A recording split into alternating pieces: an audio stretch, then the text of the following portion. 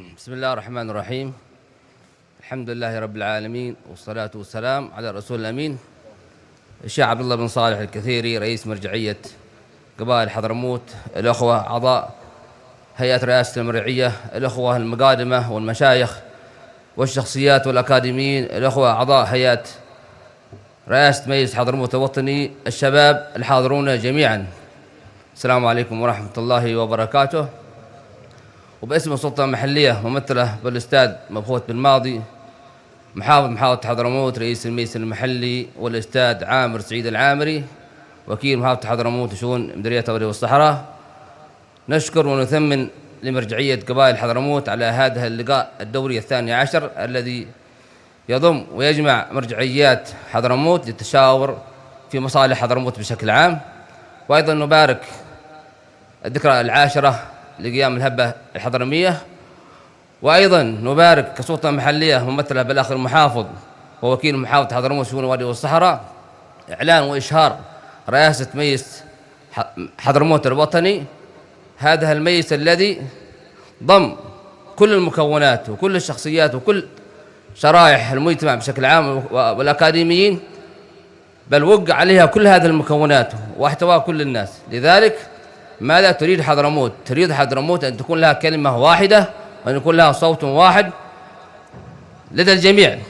فهذا المجلس عمل بجهود مباركة، وعلى رأسها الأخ المحافظ، وأيضا كل المكونات وكل الشخصيات الذين حضروا وعقدوا واجتمعوا وضحوا بأوقاتهم وأنفسهم ومالهم لقيام هذا المجلس الذي ضم كل هذه المكونات وكل مراجع والشرائح بشكل عام.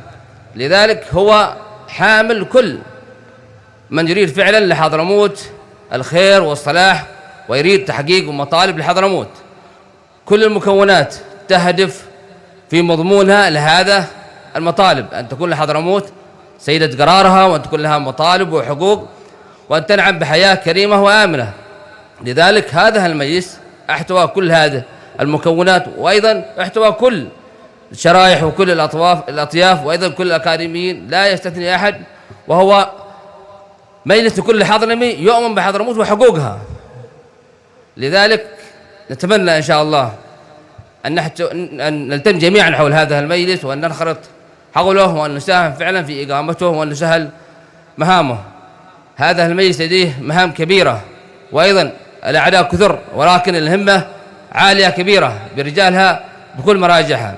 هذا المجلس نعتبره هو العضد الثاني للسلطة المحلية في حضرموت، هو المساعد في جلب حقوق حضرموت، بالإضافة للسلطة المحلية في تحقيق الخدمات، في تحقيق المشاريع. هو الحامل السياسي الذي سيتكلم باسم حضرموت. وهو أيضا لماذا الحامل السياسي؟ لأنه يحتوي في مضمونه كل المكونات التي تقول لحضرموت كذا وكذا. لا نريد هذه الاختلافات تستمر، ولا نريد الأنانية، كل يقول أنا ممثل لحضرموت. لذلك أعتقد من خلال الاطلاع وخلال هذا المجلس أن هذا المجلس ضم الجميع، وظن كل من يؤمن بحضرموت وحقوقها.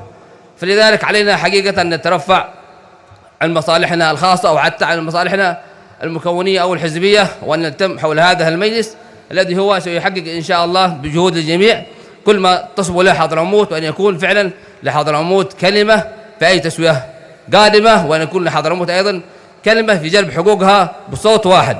لكن إذا بقينا بهذا الموال وهذا ما نراه حاليا في المشهد الحالي، ستظل كلمة حضرموت ضعيفة ولن تحقق شيء، والآخرين سيعملون ضدها، وسنؤمن بما يأتينا. لذلك ما أحب أن نطيل، ولكن نشد على أعضاء هيئة رئاسة مجلس حضرموت وعلى كل مرجعيات قبائل وشرائح المجتمع بشكل عام الوقوف جنب هذا المجلس والسلطة المحلية مع هذا المجلس، ونتمنى إن شاء الله التوفيق والسداد للجميع.